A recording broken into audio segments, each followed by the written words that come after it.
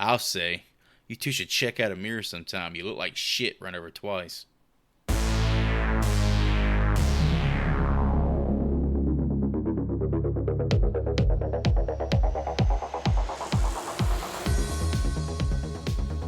This is the Horrible Film School. Take a seat, rip open those trapper keepers. I am Chris, and I'm here with my homeboy, Mr. Ryan Hootie. What's up, fellas? Excited to get into the summer months, and this film might have given me a sunburn. Summer breeze. And the slickest man in a slicker, Mr. Nasty, my brother, Joey. What's good, my dudes and dudettes? You guys remember what you did last summer? Because I do. We reviewed Scream. Oh, how the turntables have turned. Those were the days. Today's assignment, 1997's I Know What You Did Last Summer. The lesson, if you're going to bury the truth, make sure it stays buried. Yeah, but how about you make sure it's fucking dead and buried? As in, no more copies of this movie in existence? Please, forever, God. I wanted to pose a question for you guys today. It's a would you rather question. Is this an FMK situation? This is an no, not an FMK. Would you rather have your mom walk on you masturbating, or walk in? Wait a second. Or walk in on me while I'm masturbating. Walk in on you masturbating, or walk in on your mom playing the old pussy DJ. Jesus. So Christ. which would you rather do, guys? There's no right or wrong answer to this. I think they're both wrong. It's gotta be me flogging the bishop, right? Really? Because I trust my instincts enough that I can like whip and like cover myself up. I think it's the same for me, too. I guess it depends on how you masturbate too. If you're like a belt around the neck type of guy, it might change the conversation. Because your mom's already seen your penis. Yeah, but has your mom seen your penis in the last 20 fucking years, Hootie? I understand that piece of it, but I've well, never I mean, it's seen changed a little bit. I've never Damn, seen you've my gotten mother's- big, son. Yeah, I don't know about all that. You but a yeah. growing boy. Them damn Wheaties, baby. Y'all are watching too much porn on platinum, I tell you what. Yeah, it's one of those things. I think I'm with you guys. If I had to see that, I'd probably have to burn my fucking eyes out of my head with a hot iron. Man, that's an end of days thing there. Either that or Why like is it so just prevalent in the porn? stand in front of a microwave with it turned on full blast to like erase my brain, you know? Erase like all your sperm cells. Just no more Just reproduction. eat a bunch of AA batteries till they just fucking memory It's fades. over. Slow suicide. It's like one of the top porn searches. What, watching your is mom the taboo masturbate? stuff. No, just like the stepmom. Yeah, it's stepsister stepmom. There's stuff. no like blood attachment. I don't understand, like, why do people need that? Like, if I watch something like that, I'm not listening to the dialogue. I don't really think these people are related. So why is the branding always there? Do some people really go into this to find out, like, is Dad going to find out? There's a bunch of YouTubes explaining this rabbit hole here about how they're trying to indoctrinate the youth of America to be into incest and all this other shit. Don't go fucking searching shit. this. This is a holiday thing. I'm writing that down. I got to look that up. However, it is quite disturbing that step parent, step sibling being stuck in the washing machine. And why are all these people getting stuck in fucking washing machines? Yeah, right. Who are Coffee making these tables and washing shit. machines with bear traps inside of them? Somebody's watching a lot of Corey Chase. It's just like your friend's hot mom, I guess. Like, that's Except for it's your hot pretty mom. much the same movie, I right? mean, we all had a friend's hot mom, you know. Exactly. We've all been there. I don't know how many of us have been like, God, I just want to blast all over stepmom, you know? Yeah, while she's stuck in the fucking garbage disposal. All right, I'll grab the reins here as I chose this lovely piece of horror cinema for us to begin our big old summer of 2023 by going back to 1997. So I'll start out with some fan reviews here to kind of get overall opinions of how this movie was received around the time of its release. Both of these reviews from the year 2000, so I was trying to keep them kind of a piece to get the gist of what this was like back when this was still in the memory of the folks going to movies. I feel like that's the way to go because a lot of these sequels of these teen horror movies would definitely affect like the scores and such, or the the ideals of the reviewers themselves. Yeah, and if someone's like if a 16-year-old saw this today, it's a whole different fucking experience. They than wouldn't some understand back in the Freddie day. Prinze. You know? They wouldn't get it. Like, what's the appeal of this guy? Man, this shit ain't Liddy on a stack. All right, negative review. Up first, this one entitled, How Was This Movie Ever Such a Big Hit? From November of 2000. You got some kids cruising around in a BMW sport coupe at night on a very dark road. They hit a pedestrian. It could happen to anyone. What? There was no such thing as cell phones just 3 years ago in 1997? Obviously, these are public school kids, because no one taught them what to do in case of an emergency. Dial 911. Movie over. 1 out of 10. Yeah, but his reason to not like it really didn't justify anything. It's literally...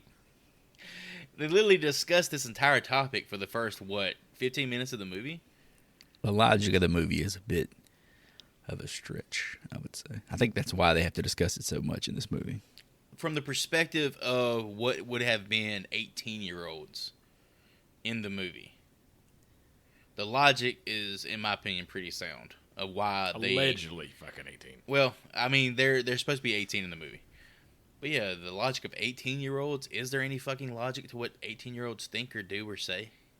Probably not. I did think the fact he said these are obviously public school kids, kind of a slap in the face there. I don't really know what the hell he was going for with that. Well, here's the thing. He actually described the model of the car. He knows this is a snobby fuck. Yeah, I know. And if they're driving a BMW, I'm going to assume they probably don't go to a public school, but what the fuck do I know? My dad's gonna freak! Oh, fuck, he's going to kill me. How many times have we heard that in a damn movie where a 30-year-old man pretending to be 17 talks about, my dad's going to kill me? And the guy from Big Bang Theory's in this movie, and you know he didn't go to public school. This fucking guy. He went to a private institution. I was All right, well, let's steer this ship around. Let's get into some positivity. The best horror movie I have ever seen. This is from May of 2000. When I saw this movie, I liked it very much, but not all of my friends liked it, and that was very strange to me. When I saw Scream 3, I wasn't as scared as much as I did, and I Know What You Did Last Summer. I think it is unfair to say that Scream is better than I Know, because in Scream you were just scared, but in I Know you were both scared and anxious. 10 out of 10. I point this one out because I think the magic words are baked into this review. He mentions the word Scream 3 times in his review here. Oh, you can't talk about any of these movies without talking about Scream. And with this movie, it's like a direct correlation. Like this movie is literally an offshoot of Scream. Well, it was made because of Scream. So. Yeah, there's no I Know What You Did Last Summer without Scream. A tidbit that I learned that could be a review since our last episode was a famous person has quoted this as being their favorite horror film. And that is it wasn't the guy who just wrote this review that I read. It wasn't a guy Jennifer at all. Love Hewitt. WWE wrestler Charlotte Flair Who the says fuck this is that? is her favorite Ric Flair's horror daughter, film. right? Ric Flair's daughter. A former App State alumni, so I should side shit, with her. let's go. Mountaineers, baby. But Yeah. she's been quoted as What saying the that. fuck? Is this the first one she ever saw, probably? How old is she? To be. She's my exact age, 32. Yeah, it's probably a big one, a pivotal one for her. I think this was the first horror film I ever watched in theaters. And this came out in 97, so I would have been 6. That's fucking crazy. Who the fuck young. took a 6-year-old to an R-rated horror movie? I can remember watching this in theaters, though, when I was a kid. And, like, my parents didn't You sure give a wouldn't fuck, like so. the drive-in? Well, we didn't go to the drive-in. My dad was better than that. That's a It's quote. ironic that I have a very specific memory about watching this at the Eden movie theater with Joey and my grandfather. I watched it at the movie theater as well. We Shout out went. to I you, remember my God. specifically because he was driving in this old ass Bronco that he had for a couple years. Oh, shit, I remember Hootie being there. He was the one shitting in the urinal. Hootie was a little kid covered in shit the whole movie. All right, before we spoil any more of the behind the scenes, let's get into it. Go over some crew notes here, people who made the movie, some of the stories around how it got made. We'll begin with the big dog, the director, Jim Gillespie, who I wrote down as director who you do not know, because I didn't know another fucking thing this guy was attached to. No, not a single fucking flick. He directed a film in the early 2000s, I think 2003, called ICU. Oh, the starring fucking Sylvester Stallone movie? Stallone and I think Tom Berenger, I believe. I thought that was the movie with fucking Kane from WWE. And that's not it, but that's a very close title. My brother bought the VHS bootleg of that film at the Eden Flea Market. Shout out Eden again. Eden's where you get all your good shit. It was such a shitty bootleg of this movie, but I just remember that. How was Shitty the movie? bootleg Is of the a movie shitty good? movie in 2003. That's insane. That's an artifact of its time. That would never happen again in the history of mankind. Nope. So yeah, moving on from Mr. Jim, the only other real behind-the-scenes person I really wanted to highlight was Mr. Kevin Williamson, a writer that you do know, who wrote Scream 1, Scream 2, and Scream 4. He created Dawson's Creek. And most recently, he wrote a movie that is supposed to be pretty decent. I didn't watch it because I'm not a fan of the COVID pandemic movies. But it's called Sick from 2022. Got pretty good reviews. So might be worth checking out. He was on a tear in the 90s. I mean, Cool, artsy horror writer for like 5 years there. Dawson's Creek alone would have sustained him for the rest of his life, I feel like. Didn't he write Party of Five as well? I'm not sure. I never watched any of possibly. that shit. I don't fucking know. Yeah, I never got into like the CW. That was like 5 years too old for me at the point that I was old enough to watch it. So, but all these women that like Sydney or Neve Campbell from Scream, and then you get Jennifer Love Hewitt from this, are both from Party of Five. So, I also wanted to highlight one more writer attached to the project, and that is, this was breaking news to me, the person who wrote the novel for this. It's actually based on a book. I did not know that. A lady by the name of Lois Duncan. I thought this was a pretty cool tidbit. She was opposed to her young adult novel being reworked into a slasher film due to the fact that her youngest daughter was murdered in 1989. She said, as a mother of a murdered child, I don't find violent death something to squeal and giggle about. In her book, nobody dies, so it's more like an old school mystery. Yeah, like this is the definition of loosely based. Like the only thing these movies, the movie and the book, have in common are the plot. Like four teenagers hitting somebody with their car and trying to get away with it. I wonder what the legality is of why you even have to attach her name to it, because, like you said, no one knew this was even the case, that she wrote this book. What is that, original story by or something like that? Yeah, so Kevin Williamson had to approach her, told her what he wanted to adapt it. She has to give him permission. He pays her, and the option can be like for 5 years or something. So for the next 5 years, no one but him could write a screenplay based on her book. So that's probably how it went down. But once you option it, you don't have control over the actual adaptation itself. It's kind of fucked up. It seems like she wrote this, just reading that, as like therapy for dealing with what happened to her daughter, and then fucking movies She just got was seeing dollar signs, and now her material was bastardized by that motherfucker Kevin Williams. Yeah, but she still gets paid for all those sequels too. So Reese Witherspoon auditioned but changed her mind and withdrew. She did, however, recommend her then boyfriend Ryan Felipe for the role of Barry. Damn, how lucky was she getting to go home to that every night? Damn, Cruel Intentions. I mean, I'm gonna talk about Cruel Intentions we're for gonna talk sure. about that shit for sure. For sure. You ever seen Cruel Intentions, Hootie? I think a long time ago for me. That's the fucking bootleg VHS. Boy, if you you'd wanted, seen that, dog. you'd fucking remember. You wouldn't have to think about it. You wouldn't mind Mom walking in on you watching that one. Is it a horror movie? Damn, I don't want to go and walking on her watching that. Nah, it's like it's a really sexy late 90s drama. Kind of with a bunch like of Wild Things. people pretending to be 18 again. I always got it confused with Wild Things for some reason. Which one was sexier? Very similar. Wild Things or that movie? Wild Things is more adult. This was more like young college kid shit. Oof, God almighty. Sebastian. Selma Blair, boy. Sexy. Making that. Oh, fuck my I was ass. talking about how Ryan Felipe was sexy. But Oh, How hey. about Well, that? I'm going to get to that throughout the entire movie. Last little thing I wanted to touch on. I thought this was kind of funny. This film is included on Roger Ebert's most hated list. Dude, he's crotchety as fuck, man. He's Like, not. Roger likes some I pretty think weird fucking about movies sometimes. about this movie. This is definitely one of those that's supposed to appeal to young adults and / teenagers. But at the same time, I'm sure, I almost bet he enjoyed Scream.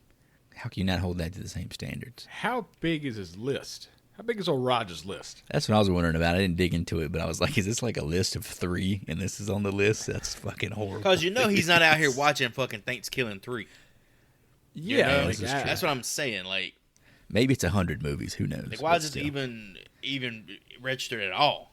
Is it because it was I'm sure because it was a big box office hit, because it was. Freddie Prinze Jr. auditioned to play the role of Billy Loomis of the Scream franchise. It's where he met Kevin Williamson, and which is the person who auditioned or recommended that he auditioned for the role of Ray. So the reason we got FPJ in this fucking role is because of Kevin. So go eat shit, Kevin. He came after our guy Skeet Ulrich, though. Fuck that. Was filmed in California as well as Southport, NC. Pretty much all up and down the coast of North Carolina. I'll be right in that neighborhood in a couple days. There you go. The Leland NC Marching Band of North Brunswick High. They're featured in the movie as well during the parade sequence, which is pretty neat. I like that. Anything North Carolina related, shout out North Carolina, come on and raise up. Around your head like a helicopter, all that shit. Collard greens and fucking tobacco and all that stuff. Tobacco and moonshine, all that good stuff. Tobacco, moonshine, furniture. Furniture's a big one. Yeah, Michael Jordan. We have places to sit here. And my last little tidbit here. I guess spoiler alert. Jennifer Love Hewitt's character, Susie. What the fuck's her name in this movie? Julie. She goes to Duke in the movie. The college she goes to is actually Duke University. Oh, shit, that's cool. Oh yeah, I think I read they use it as a backdrop for one of her like Boston college scenes or something. So before we hop into the film, boys, I got a little bit of a story from my childhood. Again, I watched this movie when I was 6 years old. We had a dog named Max, big ass black lab Max. I used to have to go feed this dog at nighttime in the dark. The dog fucking hated me. And one night I was feeding the dog Max, and it was raining like hell. And out of the corner, it was like by the building. By the building, there was a figure in a slicker, or whatever the fuck they call it in this movie, and a hook, and it was my brother standing in like a silhouette, and I cried and freaked out so much. That's badass. That like I blacked it out, and my brother told me about this a few years ago. It was that bad. I don't even fucking remember it happening. Fucking amazing. He said I was crying, I was shaking, and he realized he went too far. I'm gonna tell you what. Just right a little now, bit. Just a little bit there, Mr. Other Hootie. Your brother made a better killer than the actual guy who played the killer in this fucking movie. That is more terrifying than anything this guy did in the fucking movie. I thought you was gonna say you went out there and then like the dog, like his turds were in the shape of a note that said "I still know." I was like, that'd be fucking wicked. Shout out to childhood. Last little thing I wanted to say here, which I think this kind of goes without saying. This movie was only made because of the success of Scream. Apparently Mr. Williamson wrote this first, couldn't get it made. Scream makes a buttload of money. They say whatever you want to do. He turns in the script he obviously wrote before he knew how to really write a script. And this is what we get. Yeah, he fucking picked this up like a goddamn old ass manuscript found in a cave and blew the dust off. All right, let's hop into it. Know what you did last summer. 97. Don't you see? He's got us now. Okay, this is exactly what he wants. We can't go to the police, not now. He's made sure of that. He's just out there and he's watching us and waiting. What are you waiting for, huh? What are you waiting for? It is the 4th of July, 1996, and 4 high school seniors. This is going to take a minute. Let's go ahead and get it over with. Julie, who is played by Jennifer Love Hewitt, who you may know from Sister Act 2, Back in the Habit, Party of Five, Fucking The classic. Ghost Whisperer, or my personal favorite, the Enrique Iglesias music video for the song Hero. Let's pause before we continue the list. Oh, baby. Mickey Rourke was in that video, too. He was. He beat the shit out of Enrique. Sexy-ass video, though. Now would you Great fucking die song. for the one you love? Hold me in your arms tonight.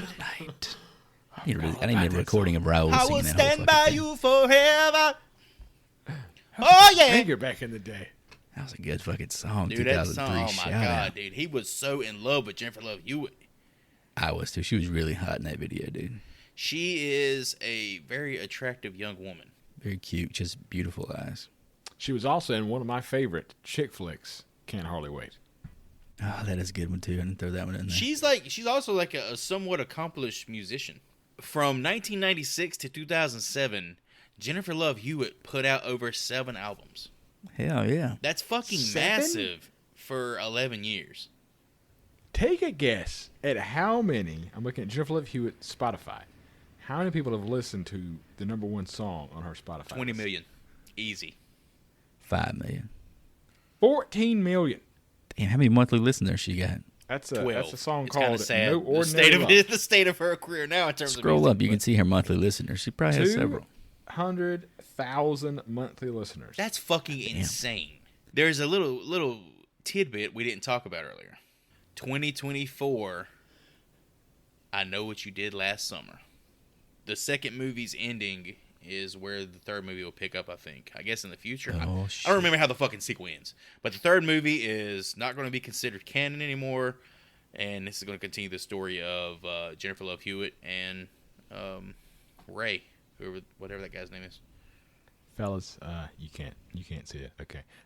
Jennifer Love Hewitt released an album in 2022. She full-length has album way more than 7 albums then, if that's the case. titled Fuck yes. Bare Naked. Oh my goodness. Her boyfriend Ray, played by Freddie Prinze Jr., who you may know from She's All That, Summer Catch, Scooby-Doo, and as a writer for WWE SmackDown. If you want big rewards, you gotta take big risks. You gotta take big risks. Yeah, if you don't talk about Summer Catch, you're off. I mean, you don't talk about Summer Catch for this guy. You talk about it for Matt Lillard. You talk about it for Fred Ward, and you talk about it for R.I.P. Brittany Murphy. Damn, Matthew Lillard's so fucking cool. That's another man. Cruel Intentions. Isn't she in Cruel Intentions? No, that's Selma Blair. No, it's not. No, I think she's in that movie too. Not to my recollection. Oh, well, I love Summer Blair, so hell, whatever. That works too. Hody, I know you're a Scooby-Doo kid. I was a little bit too old when this came out. Raggy! I mean, the Scooby-Doo movie, the second one kind of sucked, but the first one was fantastic. Like Zoink Scoob. Oh, you got a Snoopy Snack Scoob. I mean, I always liked Freddie Prinze Jr. when I was a kid, so I didn't hate the dude. What did you like him from? Just Scooby Doo? I was a dumb little kid, man. He was fine. He's vanilla ice cream, man. He's fine. I mean, that's Fred. Fred's vanilla. Currently hosts one of the WWE biography shows, and he tried to create his own wrestling company. And as of today, I'm not sure if it's going to happen or not, but he was trying. Oh, you mean like a competitor for the WWE? Exactly. Oh, Jesus. Good luck with that. He's trying. Julie's best friend, Helen, played by Sarah Michelle Gellar, who you may know from Buffy, Cruel Intentions, Scooby-Doo, or The Grudge. She also played also a little was in role Scream in 2. Scream 2. There we go. All the fucking pieces are starting to line up. Yeah, she kind of took the Drew Barrymore gig from Scream. And I get she's a short, blonde, in-shape lady. Oh, God. I never got why she was, supposedly a sex figure. She's gorgeous, man. I You don't remember Cruel Intentions. watch Cruel Intentions. I That's haven't it. seen Cruel Intentions. Maybe That's that's why my I'm- one note for you there. Maybe that's pal. what All I'm right, missing. You need Okay. to watch Cruel Okay. Intentions. I'm about to cum in my fucking pants just thinking about the movie. Jesus. I definitely agree. I understand where you're coming from. If I hadn't seen that, I'd probably feel the same way. But that movie turns it up to 11. God, dude, my nipple's getting hard. I gotta stop thinking about this. The way she dresses in that movie, I can see her outfit now. That's how Oh my God. memorable Oh, that is. her and Selma Blair. Oh my God. I know her from this and Scooby-Doo, so my idea is maybe not correct. She is involved in what's considered one of the hottest kissing scenes in the history of cinema. And she's actually married to fucking FPJ. Fred A. She got Princed. FPJ is Dude, what we're referred to oh my him God, man. He's like Lyndon I'm B. Johnson. telling you right now, all these actors and actresses with these fucking 3-word names. I feel like I'm in a computer science class. And her boyfriend, Barry, played by Ryan Philippe, who I have a single note. Sebastian from Cruel Intentions. Them fucking Sexy shades, motherfucker, man. dude. Oh my God. This dude plays the most prototypical cool fucking asshole. With that Justin Timberlake little curly fro thing he's got going I on. always wanted to be him, but I never could because I've always been ugly. Yeah, I was gonna say that. I had that on my notes too. You had Joey always wanted to be. Joey would always call himself Ryan Felipe in secret, but never could he live up to the name. He was apparently in Crimson Tide. He had to have been crazy young in that. Oh, yeah, it had been like a first gig or something like that. That was like early 90s, right? Or mid 90s? Yeah, it was like 90. What is that, a movie about like menstruation or something? It's Denzel Washington and Gene Hackman. It's a submarine war flick. Cold War shit. Tired of these Oh, that's Samuel L. Jackson. Never mind. He was also in The Lincoln Lawyer. Matthew McConaughey. What the hell is that about? A fucking log house? Not the Lincoln Logs. If it ain't horror, then I ain't watching. If it ain't horror or Cruel Intentions, I ain't fucking watching. Joyce got 2 categories. Cruel Intentions is its own category. Cruel Intentions is its own fucking subgenre. All right, we got the sexy Ryans, right? Where does he fit on the list of the sexy Ryans? Is he on the Mount Rushmore? He is behind Ryan. He's ahead of Ryan Reynolds. Gosling's got to be Gosling is number 1. Am I up there? What about Ryan Hootie? That's the real question. Ryan Hootie. He's third. Hootie's third. All right, I got to finish this fucking sentence. So all those people we talked about decide to get wild for their last summer together. They drink and fuck at an isolated beach near town. While on the beach, they discuss their futures and some hookman urban legends. Barry is shit-faced, so Ray drives him back home. Things get wrecked when Barry's shenanigans distract Ray, who hits a stranger on the road. All right, so he hits this stranger, sends the stranger flying. A lot just happened in this sequence here. The stranger is sent 40 feet past the car some fucking how. Even though he rolls Didn't up. they do a U-turn as well? I think they did like a slide and stop. I think it was like a 360 or something. He did the pull the emergency brake trick where you like spin the car. Freddie Prinze did that. I can't watch this fucking scene, man, because Scary Movie did it so much better.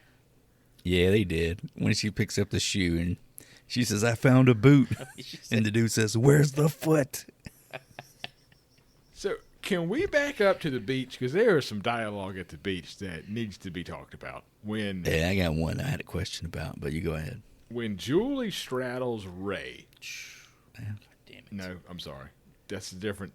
This is the first one that happened. Helen straddles, there's a lot of straddle at the beach. Helen straddles Barry and talks about their future together with him being the Cowboys quarterback, letting him impregnate her, and then him going to rehab.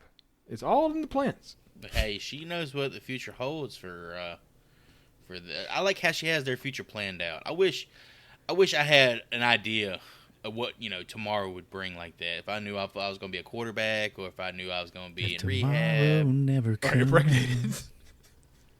So I guess the question is, was that character fantasizing about fucking Troy Aikman? And how fucking wild is that in 2023? Well, first of all, she was fantasizing about fucking Terry Bradshaw. Because she said, that's right. She said he was going to play for the Steelers. He corrected her really quick. So I think he's talking about fucking Troy Aikman. Oh, different quarterbacks being talked about. No, I'm here. Troy Aikman, not fucking Terry Bradshaw. What if it was Cordell Stewart they were talking about? I thought, here's a note. It was a cool-ass beach. I like the Rocky Beach. It's a cool look. Jennifer Love Hewitt's bangs are fucking awesome. And there's a point when Julie's like straddling Ray, and she drops her shirt, and then Freddie Prinze says, "Are you sure?" And it's a weird fucking delivery. What the fuck are you trying to do, bro? You trying to make her second guess wanting to fuck you? Exactly. It was definitely like, they're trying to make this guy way too fucking wholesome here. I'm going to tell you what, as soon as that shirt comes off, my fucking pants is coming off. Ain't no, are you sure? Like, there was a scene where they were going to do it but didn't do it. Something, like you said, felt off. Yeah, this was their first time, I guess, is kind of what I was taking out of it. But the way how coy he is very kind of weird, because he doesn't come across as an 18-year-old boy to me. He's literally confused about why she wants to fuck him in this moment. You sure? They're on a beach a last summer. Last night, is it the last night in town or some shit, or last summer? It's like their last, it's the 4th of July, so I guess they'd be going to college next month or some shit. So it's the end of summer. And it's like, all right, you guys have never had sex. She's a virgin, I guess. That's what's supposed to be. It's supposed to be implied right here. And he's, I can't talk about this guy. I wish I was as wholesome as Ray is in this fucking movie. That's all. So to shout out to our listeners in Canada and Europe, when it comes to outside America, from our data, the beaches in North Carolina, if you ever come to North Carolina, do not have rocks. Yeah, it's very rare to see. This is definitely a West Coast looking beach to me. Well, that's because it is a West Coast beach. Well, it's not. Oh, yeah, was it? It's not a It West was. Coast beach because there's no homeless people out there. These scenes were shot in California. I haven't known. Hold on, give me 1 second. Yeah, it was a super cool looking beach. It looks like the type of beach where you want to run around and frolic when you're a high school kid. It's the same beach and road that Alfred Hitchcock used in the film The Birds. Oh, that's pretty fucking cool. They do have some dangerously curvy roads over there. Shit gets wild when the group begins to argue over what to do next. The police will not believe that this was an accident. Right on cue, lover boy Max, played by Johnny Galecki, who you may know, hopefully is David from Roseanne, but more than likely from The Big Bang Theory. Yeah, one of the nerds. I'm not sure his name there because I've never watched One the of the show. nerds from that stupid shit. Pulls up long enough for Julie to distract him with those sweet fun bags. Wait, what? For our less, for our more naive listeners, Chris, can you describe what fun bags are? Well, this is not just me throwing some slang out there. Jennifer Love Hewitt herself talked about how, for her very tiny frame, she was gifted with some very nice breast. So She has. that is what I'm referring to.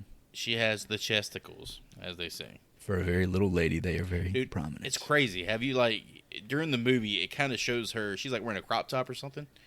Her waist is literally maybe 14 inches across. Maybe. Tiny. She's a tiny lady. Fucking tiny. She kind of blew him off earlier in the movie, and now she's very happily giggling and kind of jiggling towards him to distract him in the situation. I love how Ray comes up and is trying to talk to him as well. I love that Max fucking fuck line his he gives head. him too. You can wipe that. What can I do for you, Max? What can I do for you, Max? You can wipe that my shit don't stink grin off your face. Fucking wrecked. Will do, Max. You have a good night. He just as confused in this moment as he was when he was getting titties thrown in his face. Wholesome. He's wholesome. And again, the logic not to call the cops here is totally fucking terrible, in my opinion. But whatever. Oh, get out of here, man. What would you do in this position? You're young. Call the cops. You're young. You've just graduated high school. You're Just off, killed a guy. You're off to be an actress, a quarterback for the Carolina Panthers. Do you risk your bright future by calling this shit in, or are you pumping and dumping? You hit this random goddamn guy who's walking. Let's not forget, walking in the middle of the fucking road at night with no sidewalks around him at all. Why is he in the road? Yeah, he had to have heard the car coming too, in their defense. He wasn't going that fast. They even said he's not speeding. You're going to ruin the future of at least one of these kids. More likely Ray, because he was driving in this scene. He's a pole boy. However, our boy Barry was drinking. He had the fucking whiskey bottle turned up, spilled whiskey all over the car, knowing they're going to hem his ass up saying he was driving. But Ray is sober. They're just going to test his blood alcohol, and he's going to be fine, and it's an accident. How can they prove he was the one You driving? don't have to fucking prove it. What do you How's mean? he sober? He was drinking on the beach. Was he? Yeah. They're going to think he had, they're like, a going to grape get soda or the some one who was fucking drunk and say he was the one driving. And then his life's ruined. You think Barry's going to take that shit?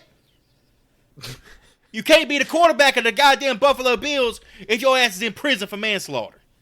You definitely can't be an NFL player if you commit crimes. We know that's Before a fact. not before you're in there. Once you're in there, you can do whatever the fuck you want.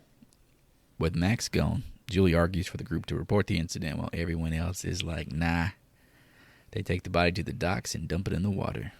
Barry heroically saves Helen's crown from the dead man's hands before swearing everyone to secrecy. He about chokes her ass out, making her say, "Take it to the fucking grave, bitch." It's all about taking her to the grave. But, I mean, they clearly see this dude grab her crown, right? Like, how do you not know he's fucking alive at that point when his arm comes up and he grabs some shit? Oh, at that point, he's heard, or let's say he's still coherent. In this moment, he's seen their faces. He knows their fucking names. They're going down either way. At this point, you got to commit. It's time to finish the job. So you think they intentionally murder him? Oh, in yes. this part? At this moment. I mean, it was out of fright they kicked him in there. However, I think if they knew what they were doing, they probably would have kicked his ass in there. Obviously not Julie, because she's going to be a goddamn mathematician or whatever fucking bullshit it is. Lawyer. Yeah. She's got to do what's right. Barry swims away after the guy opened his eyes, and he's like doing the Jesus statue underwater. So fucking bad. The guy doesn't move. Oh no. So we're just to believe this man swam up at a separate time to live. One of the many Who do you think is potholes. spoiling the plot? This movie is like a fucking dirt road. All these fucking holes. Here's just another one to add to the pile. I don't think you needed the whole him going in the water scene, honestly. All it did was introduce a plot hole, like you said. And the crown. We all had to see the crown, and then Barry It didn't do his add fucking anything to the DMX. fucking story. Well, I think it added to the Fucking significance of the crown. 1 year later, and now a freshman in college, Julie goes home for the summer. While at home, her mother gives her a letter without a postmark. Inside, she finds a folded piece of paper with a message. I know what you did last summer. Here's a question I have based on something that Mom asked. Do they send college report cards in the fucking mail? What is she talking about? Yeah, to your fucking mom while you're a goddamn adult in school. They send it to your mom. Exactly. And her own mother asked her point blank, is she on drugs? Yeah, when I went to Subway University, they used to send like coupons home to my mom. Here's the funniest question she actually asked her outside of about the report card and the drugs. She says, "How's the snapper?" She's feeding her fish. The fish, yeah. Yeah, how's the snapper? She's doing all right. Took a real beating from a guy on the lacrosse team the other night, but she's recovering. Thanks for asking, Mom. If you don't know, snapper is dirty also bastard. slang for pussy. But yeah, this whole scene with her mom is a very weird dynamic. It's like something a teenager would write and how they expect this scene to go down, not something a grown-ass man would have written. This is very teen drama. This is very Dawson's Creek. Panicked over their secret having gotten out, Julie goes to Helen's sister, Elsa, played by Bridget Wilson, who you may know as Sonya Blade from Mortal Kombat, and the teacher from Billy Madison. That There Veronica we go. Vaughn is one piece of ace. It took me forever to realize who she was. Why was she so much hotter as Veronica Vaughn and Billy Madison than in this movie? It doesn't make sense either because this movie came after both of those, and she's like the 8th bill here. Yeah. She looks like a different, like you, Joey.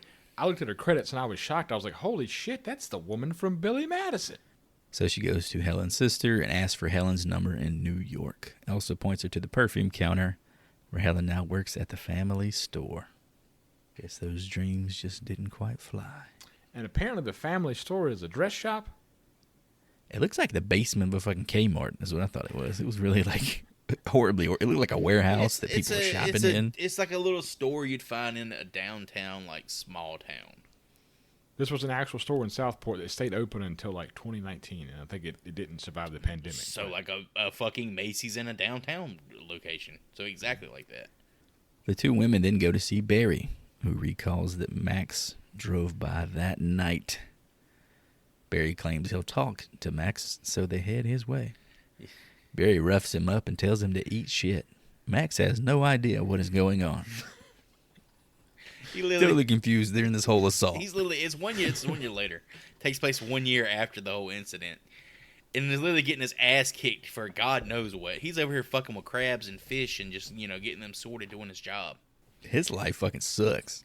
In the fucking cooler room, just getting his ass beat with a fucking spike or what was it, a hook? Yeah, I felt bad for him. He definitely gets like shit on this whole movie. The only bit of like punchback that he gets is when he hits Freddie Prinze with that line about wiping that look off his face. Other than that, this dude just gets shit on. While down at the docks, Julie finds Ray working on a fishing boat. He tries to patch things up, but she runs off super awkwardly. Back inside Max's no good shitty day, your boy gets wrecked with an ice hook by someone in a slicker. Solid first kill, honestly. Really? The hook through the neck. I'm on the other end of the spectrum on this one, man. It's the best use of the Well, hook, in my opinion. Let me get you blowing your load real fucking quick, man. 'Cause if it's the best kill of the movie, I agree. That's why I had to put it here because this is the best use of the hook. let me get this straight. David is over here either boiling or steaming crab.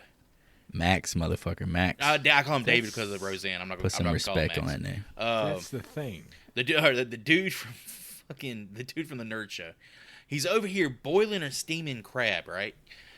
And the most creative way they can kill him off is with a hook coming through the steam. They couldn't incorporate the crabs or the boiling water. Somehow it's fucking lame. You don't steam or boil a crab when it's dead. All the crabs in that bucket were dead. You cook sure a they're crab dead? alive. They're not moving. You can go back and watch They're it. like they're fresh crab, I thought, because they're like fishermen. They're fishing off the docks and stuff. I think They they're look alive. pretty damn dead to me. Oh, I'm sure in here I they're don't know not. anything about They don't crabs. have goddamn David from Roseanne handling real live fucking crabs, Hootie. David from Roseanne gets fucking wrecked here. It's the last time we get to talk about him, so let's call it one more time. That's the last time we'll ever talk about him in the history of this podcast, guaranteed. So let's just call him what he is, David from Roseanne. Hook to the neck and pulling the body is a cool way to use the It's hook. the best It's the use of the only hook, man. use. I'm sorry. What other Exactly. fucking use are you gonna have for this lame ass implement of destruction? I actually read in one of my notes or some of the research that this was not in the movie. They added it back because they felt like that there was no sense of an actual threat against any of the main characters because it takes so long to actually get to them. They put this kill in so that the killer has something to do. Yeah, Early in the Max movie. doesn't do anything, and he gets killed. Because otherwise, he just walks around for an hour and 20 minutes before he attacks anybody. Yeah, Max did nothing. Why did he die? It makes Well, no Max sense. was like a red herring for who this person who may be sending these threatening letters about who knows all this shit. But you kill off one of the red herrings so quickly like that, and somebody who's not even important to the plot whatsoever. It's such a meaningless kill, and this movie's so fucking Yeah, you point out lazy. the red herring bit, which I think is kind of important. We think back to Hard Not to Talk About Scream. There's tons of red herrings in Scream, and it's done so much more effectively than what this movie is trying to do. Like, the only implication we get of David, or fucking Max, he grabs the hook and he points it and it says, "I'll kill you, you called quarterback David. motherfucker." I was like, oh, it must be him, you know. We get that like 3 more times in this movie, but it never earns the red herrings that it puts out there. That evening, Barry goes to the gym. In the locker room, he hears a sound and investigates. He finds a Polaroid photo of his BMW with a message saying, "I know," I can't. which is oh, I really can't watch this fucking hard to scene, separate bro. from Scary Oh Movie. my god, it's shit. It's one of the funnier parts of Scary Movie. If anyone doesn't know, in Scary Movie, a similar scene happens with the character, and when he comes back to the locker, it's a picture of his very tiny penis, and it just says, "I know."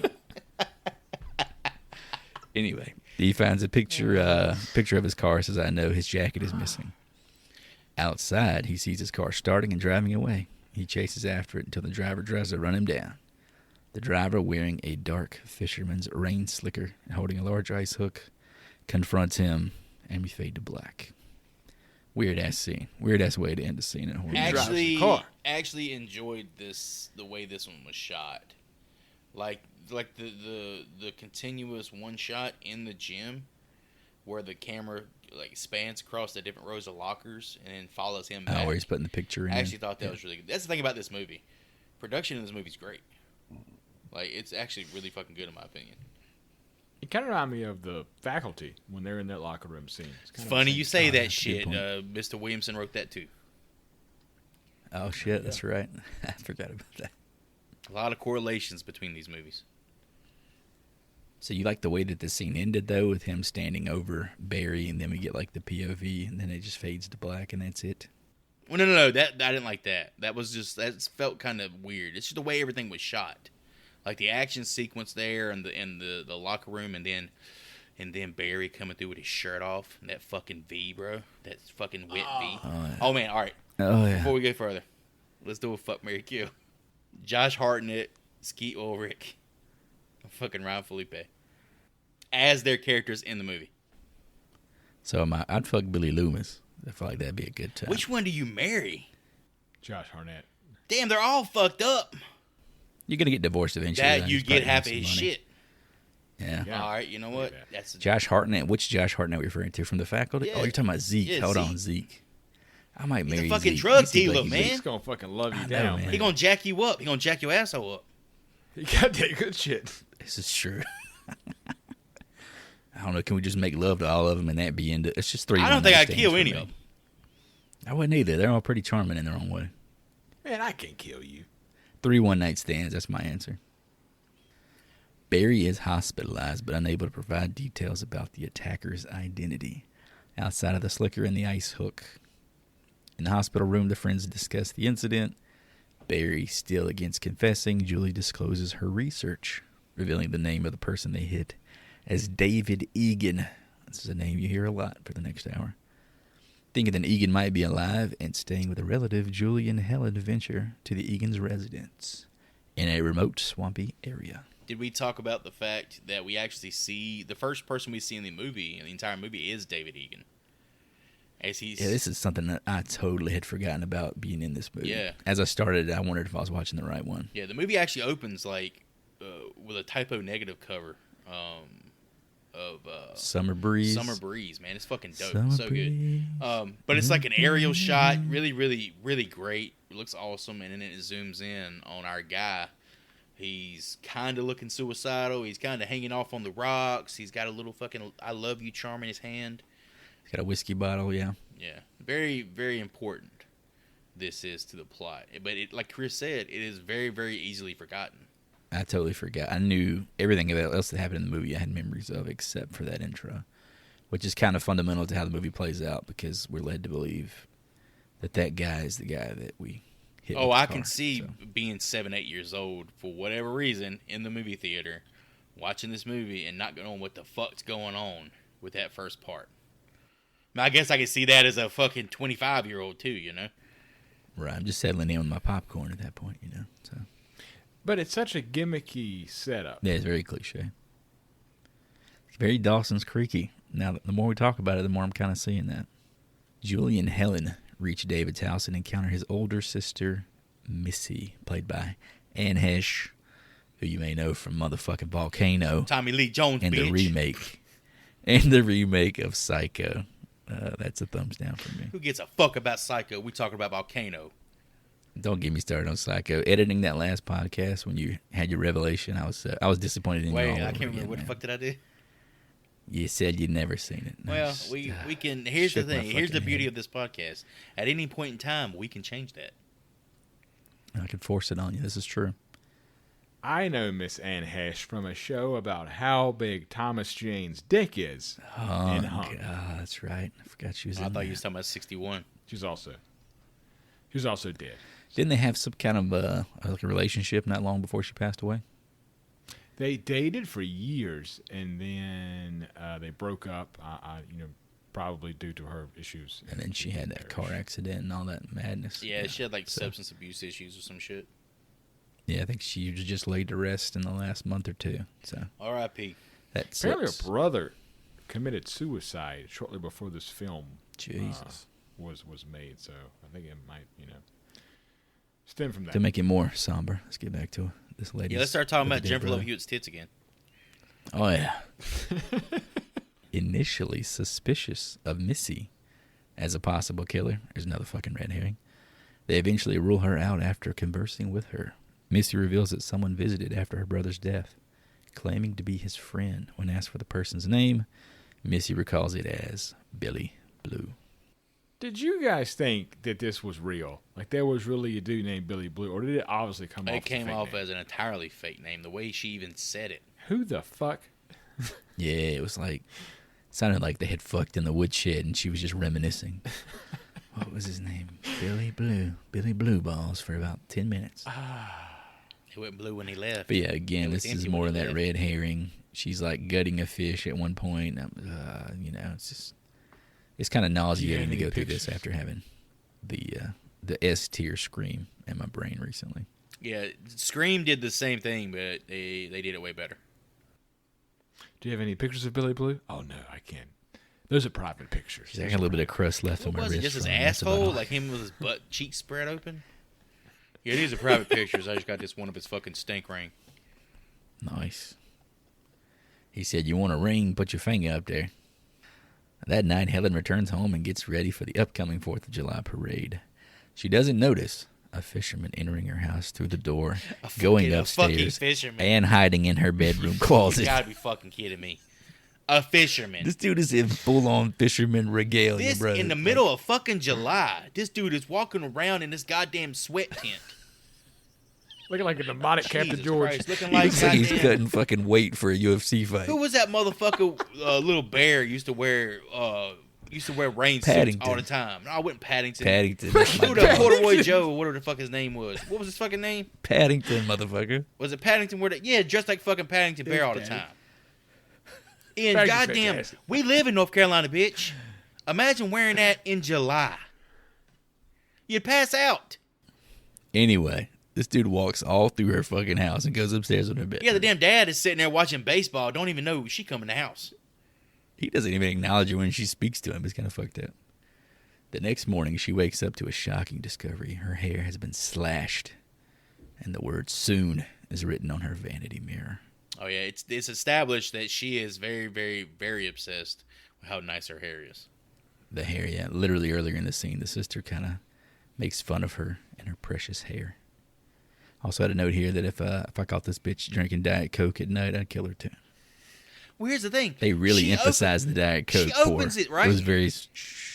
She only empties half of it. Puts the fucking can back on the counter, bitch. That's piss ants coming in there gonna get off in the house. It's Diet Coke. Nobody wants that shit. I drink Coke Zero like a motherfucker. I drink Sprite Zero, but that's no more advertising on this podcast for free, folks. That's pretty typical of teenagers, though, to drink half. Oh, she's 19 here. There ain't no excuse for that shit. No teenage joy. He down that I'll shit. fucking DDT her ass to the wall. Leave a damn half drunk drink in my house. That's $1 a can. Helen calls Barry and Julie, who rush over. Julie hears a strange sound in her car and finds Max's body with crabs crawling all over it in the trunk. When they return, the body and crabs are gone. Barry thinks Julie has hallucinated, but she insists she saw Max's body. The group then confront Ray about the recent events, but he claims that whoever knows is after him too, because he received a similar letter. Dude, get the fuck out of here with this dumbass shit.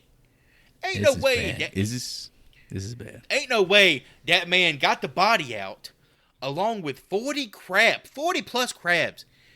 Was there ice in there? What too? had I to thought be, there was look, ice. it had to be a trunk full of crab dookie. This, because it was an entirely clean fucking trunk with the goddamn jack still in there. This movie is cheap. Heck, a crow party. So, but let's talk this, Joel. Let's have a little talk corner here. Could she have hallucinated? I wrote here, this dude must be a fucking magician if this really happened, because I'm not sure if this really happened. Why would she hallucinate something that she had no idea actually fucking happened? Ah, you're right. It breaks that fucking logic. She didn't know he was already dead. She had no So his idea. body was really in her fucking trunk. Where'd the guy stuff it? Is he behind a goddamn bush with a big bag of crabs and He's a got a dead big body ass next to him? Yeti. He's just dragging a big ass Yeti down the street, just jogging. He's fucking playing a goddamn flute and the fucking crabs are falling behind him like it's some old ass folk tale. Shit. What if they came out like 5 minutes earlier? Dude was putting crabs into his Yeti cooler. So, I'm just getting these out. Yeah, this scene kind of pissed me off a little bit. But anyway, let's push through this. We got some stuff to cover here. Julie returns to question Missy about David Egan and Billy Blue, while Helen and Barry join the 4th of July parade. Barry watches for the killer and sees multiple people in dark green slickers. He chases one, leaving Helen on the parade float. As they pass a 2-story building, Helen spots a figure in a black slicker, brandishing an ice hook. And that's all that happens in that scene. Oh no!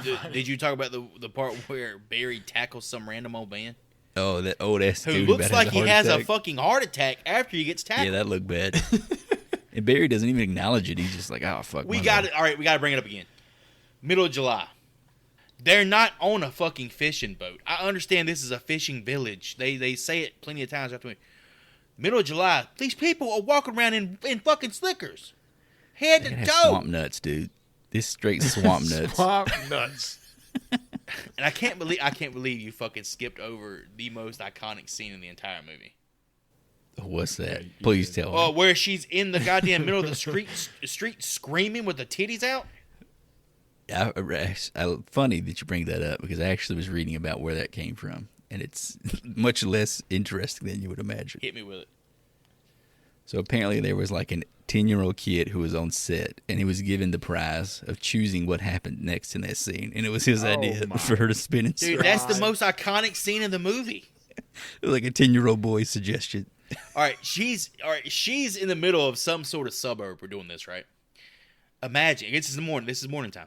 Imagine you're sitting on the toilet trying to take your morning deuce, and you hear a fucking child outside of your window screaming, "What are you waiting for?" I think my asshole would just like clench up and refuse to shit. You know, like when you go to a public restroom, like the same thing.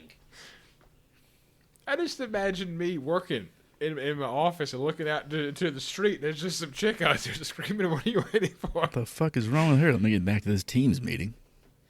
And again, I kind of glimpsed over it, but we get like the Ray as a red herring interjected here too. Because all he gets is a note, and Barry doesn't think that's very balanced. At Missy's house, Julie tries to convince her that David is alive and to gather information about Billy Blue.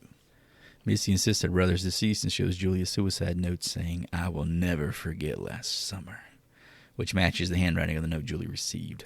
Julie tries to persuade Missy otherwise, but Missy becomes agitated and demands she leave the property. Boy, this scene right here, she's dressing some catfish, right?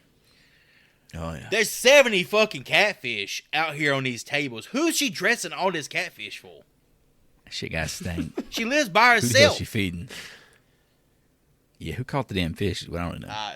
This movie is fucking wild, man. People just throw dead fish on their fucking It's just driveway. an and she excuse for cleans her them. to walk up to Julie with a fucking knife in her hand like she's threatening, you know? It's so fucking weak, man.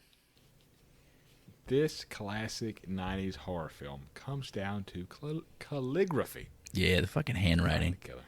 It's such a weird, like, All this for that. that's fucking block handwriting. I'm like, Yeah, it's such an weird Arial, generic it's an handwriting. Arial Sand sort of writing. During the Croker pageant, Helen witnesses the killer going motherfucking ham on Barry in the balcony, Damn, dude. which is a super disappointing scene. Oh my god. She raises an alarm, and with a police officer, they search for him but find no trace. Dismissing Helen's claim, the officer suggests taking her home, believing it to be her imagination. I wrote for the second time, is this a killer or a fucking magician? Dude, another shitty death. We've established that Barry. There is no carnage. We've established that Barry is an athlete, right? He at this point quarterback, he's a dog. fucking quarterback for a college. Troy Aikman. Freshman. He's quarterback, strong, yeah. he's fit, he's young, he's tough, he's a hard ass. Yet he dies without so much as a fight or like a single punch thrown. It's like 3 grunts in there. I think it's Yeah, it's fucking terrible. And again, you're telling me that the David death is not the best death to this point? Here's the thing, man. The tastiest turd is still a fucking turd. I mean, I'm in gonna all get that on a honesty. fucking Yes. t-shirt. Yeah, you put 7 turds on a sandwich. Oh, this is the best tasting turd. Guess what? You're still eating shit. In that scene, as the killer is whacking him with his hook that's shot all kind of weird fucking ways, there's blood spewing on his Yeah. face and his clothes Everywhere. and ground, and there's none of that. Oh, when did we when the talk cop about how walks this is in. R-rated? I guess it's kind of assumed in everything we cover unless we point it out, Yeah, right? this is an R-rated. It's an a soft R-rated R. horror film. Somebody say fuck in So here? soft. I don't know Oh, why. well, you know, every word out of Barry's mouth is fucking. It's fuck this, fuck that. But yeah, this is an R-rated movie, and for them to skimp on this scene and not have any sort of gore at all. You have a hook. A hook is like probably one of the most gruesome implements to use on someone. Yeah, I mean, literally all we see is his face. We see Ryan Felipe's face. Him as grimacing. he's killed. And that's it. I don't know if his he's body. getting killed or jerked. You would see that face again in Cruel Intentions. Oh, hey. But again, I kind of skimmed over it in the notes. I remember as I'm writing it, I'm like, well, this scene deserves to be skimmed over because that's exactly what the fuck they're doing. So I kind of short-shifted it intentionally there. En route, the officer takes a shortcut through an alley and encounters a person facing a stalled truck. As he investigates, the killer come get his ass. Helen escapes from the car and seeks refuge at the family store, where Elsa lets her in. Elsa tries to secure all the doors, but before she can, the killer enters a side door and slashes her ass up too. The killer pursues Helen down an alley and eventually cuts her down near a pile of used tires right beside the 4th of July parade. It's like 3 feet from the actual parade itself. This is hands down the best sequence in the movie. But is it good? That's the real question. I think it's decent. In my opinion, Sarah Michelle Gellar, her acting and her character in this movie is probably the best in the movie. I think it is good. I don't think it's just the best by comparison. I think it's actually good. How'd you feel about the Elsa kill? It was so bad. Lame, lazy, awful. I like the way he shit. carried her. The carrying effect was nice. It's somebody holding the carrying part was cool. Okay, that's the only way to use a hook. There's two uses. You use get the neck, hook, or you just carry somebody by body. the rib cage. Yeah. Somebody's literally standing in front of her with a bottle of ketchup and fucking sprays it like across her face. I want to see that production still. The guy with the Heinz just going. The killer disguised himself as a mannequin amongst all the mannequins under That was fucking lame, dude. Under the tarp. Apparently, during shooting of this scene, both Muse Watson, who plays the killer, and Sarah Michelle Gellar laughed because they knew how scary this scene was going to be to the audience or something. But apparently, they kept laughing and they had to keep cutting. And again, her death is very anticlimactic, very similar to Felipe's. You don't see it. Literally, you see a struggle, and then there's no struggle. That's the death. A lot of implication here. Julie conducts further research into David Egan's death, discovering that he and his girlfriend Susie were in a car crash near the film's accident location a year prior. Susie's father, Ben Willis, is mentioned in the research. All right, this scene has her bent over a goddamn laptop. Perusing the fucking internet, baby. Looking up, news articles and shit. However, the way the camera is, it is literally a fucking down blouse shot for a good, 15, 20 seconds. For all the shit I've talked about this movie, one thing it has going for it is the perfectly angled shots of JLH's chest. So you're saying boobs. Got to, this is your review. Boobs. Boobs. Julie realizes that they didn't kill David Egan that night. Her assumption is that Ben found David, killed him, and disposed of the body.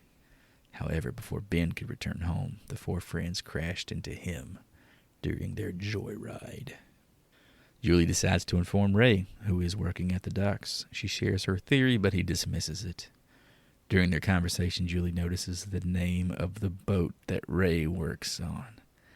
Billy Blue. Overwhelmed with panic, she suspects Ray might be the killer and flees. Ray gives chase until a fisherman intervenes and takes Julie onto his boat. Freddy with the motherfucking switcheroo. So is she mad at him because she knows that he banged the redneck catfish? He catfished her. Holy shit, he catfished her. Hold on. What they call that shit? They call that shit me. noodling when you stick your hand. You stick your hand in a fucking catfish hole, and you either get a snapping turtle or a catfish. They call it noodling. So he was out here Julie noodling. runs away, and Ray starts yelling, I can explain. Yeah. Instead of just clearly saying what happened, yeah. And again, she has just figured out the entire plot. But as soon as she walks up to him, she fucking forgets what she figured out. I don't know. It's one of that red herring bullshit. Julie explores the boat and discovers a room filled with photos and articles about her, Helen, Barry, and Ray. It dawns on her that she's on Ben's boat. Ben sets the boat adrift with the intention of killing Julie. She leads him on a chase throughout the ship until she finds the bodies of Helen and Barry in the ice room. That's how we know that they died. They're in the ice room. Otherwise, we would never know. The ice is actually made out of gelatin. I could tell. I'm not one to bitch about. It looked so fucking. I'm not one to bitch right? about this kind of production value, but I was like, this is clearly not ice, just from her reaction and the way it was moving. And it sounded weird. Yeah. I actually that's one of my few praises about the movie is the production value, but this definitely did not look good. I guess back when I was fucking 10 years old watching it, sure, it looked fine. But as an adult and watching it and, actually watching the movie and seeing more for what is on the surface. The craftsmanship is definitely not there. And again, it's when everything else is given that kind of detail, it's something that is not stands out that much more. So I got two things. One, Muse Watson, who plays the killer, Ben Willis, looks... This is the second time you've said this name. Who is this fucking person, Hootie? He's been a lot of television. He looks a lot like Ernest P. Worrell, first of all. Yeah, I felt that. I kept seeing that. Jim. But on the dinghy that Freddie Prinze drives to the boat, apparently in production, The stunt coordinator told Freddie that he had to do it because for some reason his stunt guy was not there. I have no idea why. But apparently, and this is in the podcast, Freddie talks about how he was 21 years old, got behind of this boat, and apparently took off and flipped the fucking boat, and the stunt coordinator was fired. But Damn. yeah, Cost somebody their fucking job for this shot. he blamed his age on why he flipped that little dinghy boat. Ray regains his senses and pursues the two on his own little boat. Using the ship's rigging, Ray manages to save Julie, causing Ben to lose his hand, the hand that held the hook, and fall overboard. Only Ben's severed hand is found. When questioned by the police about Ben's motives, Julie and Ray claim ignorance. Fred navigates this boat like he's motherfucking Jackie Chan. Did you see some of the moves this motherfucker was pulling out during the hook fighting sequence that was going down? That's fucking great. At this fucking point. Man, not to mention like how fucking often Julie just screamed throughout this whole thing. That was her move, dude. She was fucking. Yeah, that was her move, but she was fucking up the fight. Not a fan of Jennifer Love Hewitt as a final girl. This the way they fight with the hook, you can tell there's only like 5 things you can do with a hook, and they just kept fucking doing them. Yeah, it's just not a very versatile weapon. Yeah, not incredibly memorable. When the rescue boats are approaching, there is some bizarre dialogue that happens between Julie and Ray. Ray tells Julie that no one gets him the way she does. And she, in turn, tells Ray that she understands his pain. You know how awkwardly she ran away from him when he tried to like hook back up with her? This is the inverse of that. This is how they awkwardly get back together. I don't want to know you. I don't want to know you. Takes off spring. He's like, what the fuck? I'm just here trying to catch crabs and shit. We both killed somebody. I know your pain. We pushed that guy in the fucking water and he took her crown and we barely went in and got her. She runs like old people fuck. Very sloppy. And again, this movie, the Scary Movie, I know we talked about this a lot with Scream, but Scary Movie made a lot of these scenes better than they probably needed to be on a rewatch. I actually rewatched Scream or Scary Movie after I watched this. Would very much recommend that movie more so. 1 year later, Julie is in college and preparing to visit her hometown to see old Ray. Her roommate informs her about a letter left for her, but it turns out to be an invitation to a pool party. However, as Julie enters the steam-filled shower, she comes across a message on one of the doors. I still know. In the final scene, the killer smashes through the glass shower doors. This was the jump scare that got me when I saw this in theaters. Yeah, the fucking one time you're scared throughout the entire movie is the fucking go home. epilogue. Yeah, that's what I took away from it. Jesus. Who the hell gets mail in the showers? That was one of my fucking questions. Who the hell goes into Hey, it's college, a bro. I steaming don't fucking fucking know. shower in a full slicker? And no one knows. This dude's nuts. I'm telling you. This dude likes being hot. He must keep baby powder in one of his pockets. His weight loss journey is to wear that fucking slicker everywhere. This dude's fighting at 125. I support your journey, Good. bro. What you be doing? I just wear slickers all day and all And night. that ending, man. The ending, obviously, there's sequels to this. It's a dream. Is that how it's interpreted? I don't think it is outright stated that it was a dream.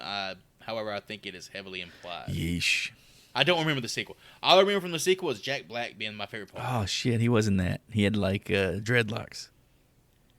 Fuck, Yeah, it was fucking that was awesome. cool. So good. I remember the sequel for A Kill That was in it because it freaked me out for tanning beds for the rest of my damn life. Tanning bed kills. Was it the zip ties? Yeah, one of the characters is to do a tanning bed and the killer zip ties her in and she like cooks like a fucking crock pot. Fuck yes. That's why I always carry a knife up my ass anytime I go in the tanning bed. So He's always have a like way slowly out. bleeding to death, but he always has a way out of a tanning bed. I always have a 6-inch blade just shoved up my ass inside a sheath.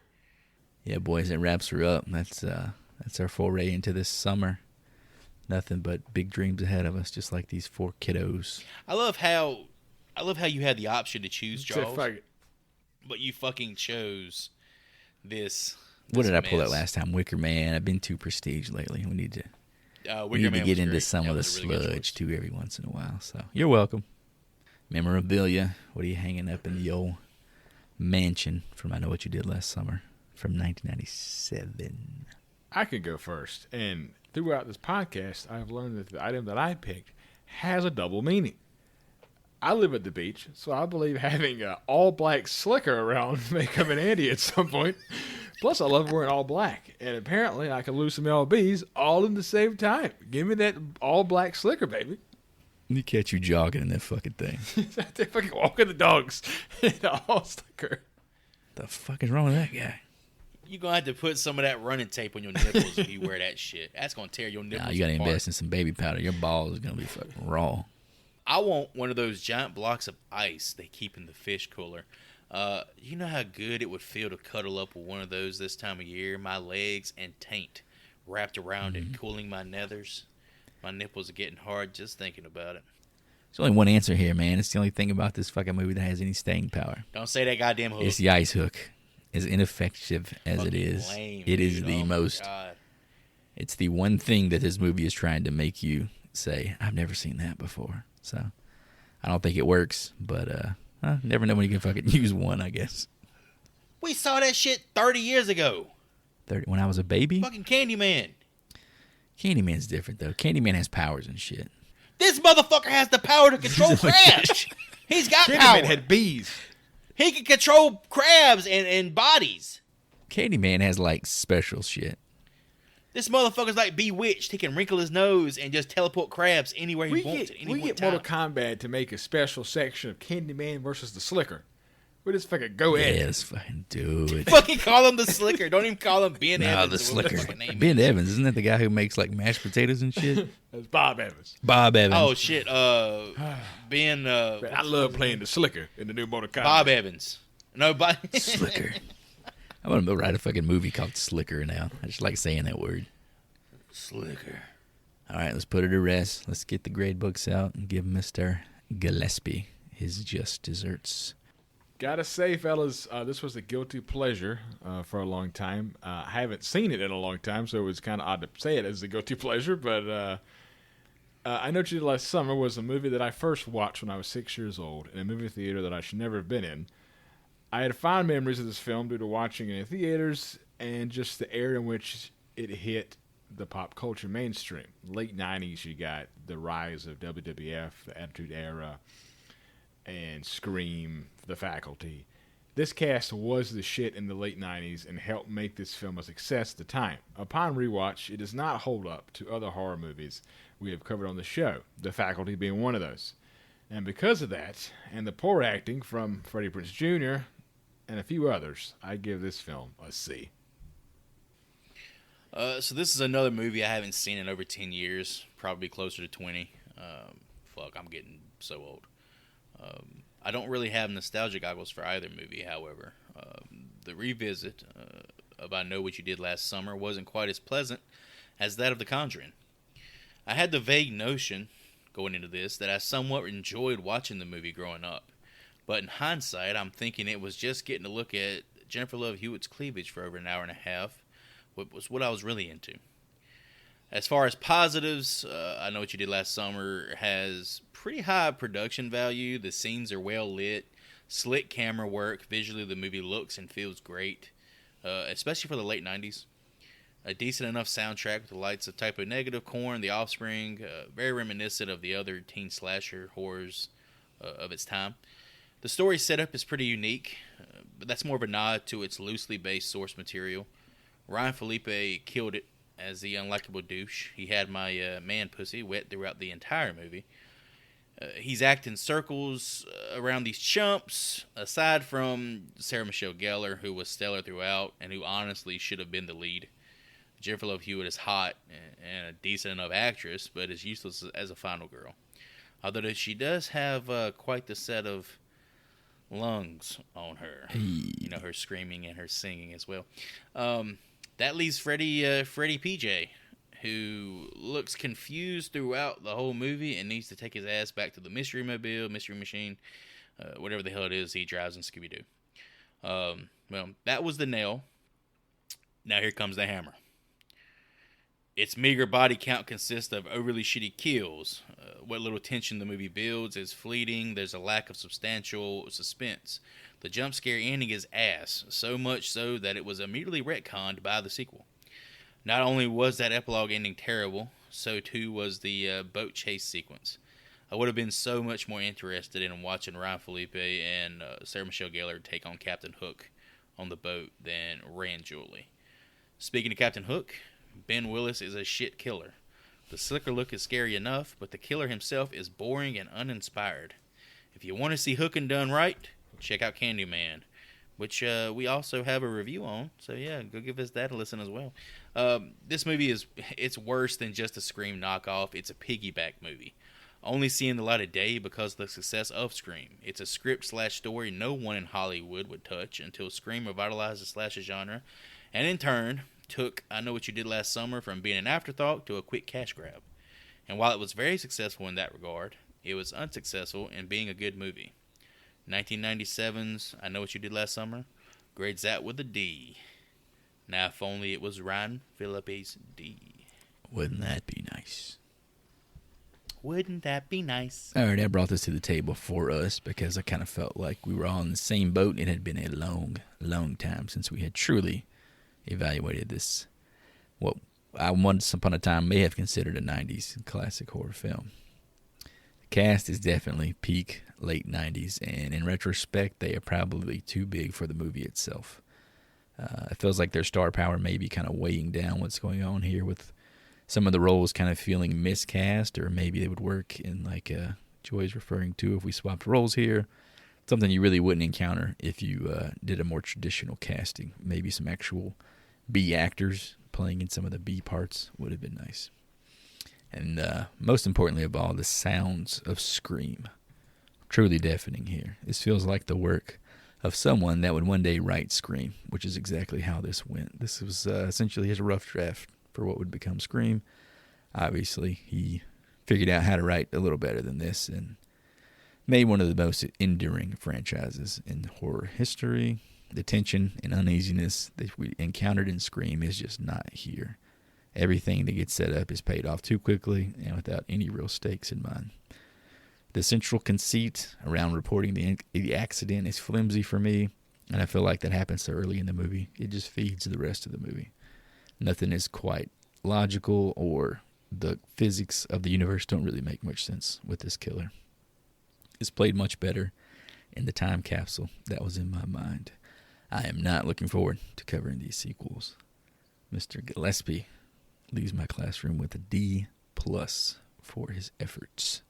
And I Know What You Did Last Summer. All right, let me recap these audience fan score guesses. I abstained since this was my choice. I'll start with the low man. Mr. Joseph said a 46 on Rotten Tomatoes. Hootie said a 61.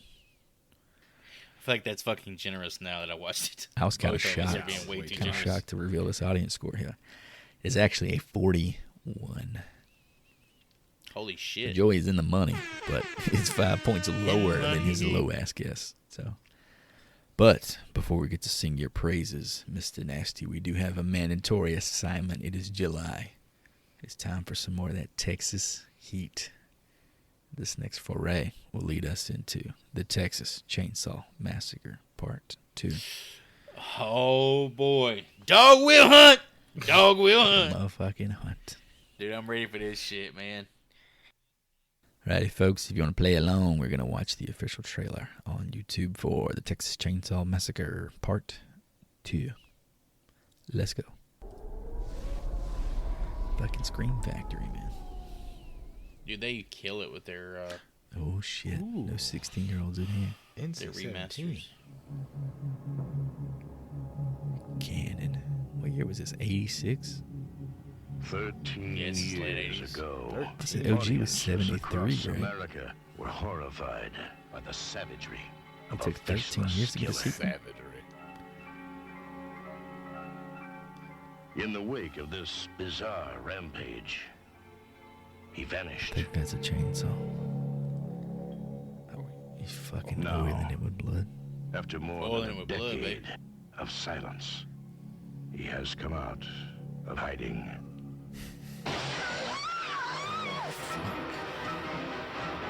It's gonna be out of control.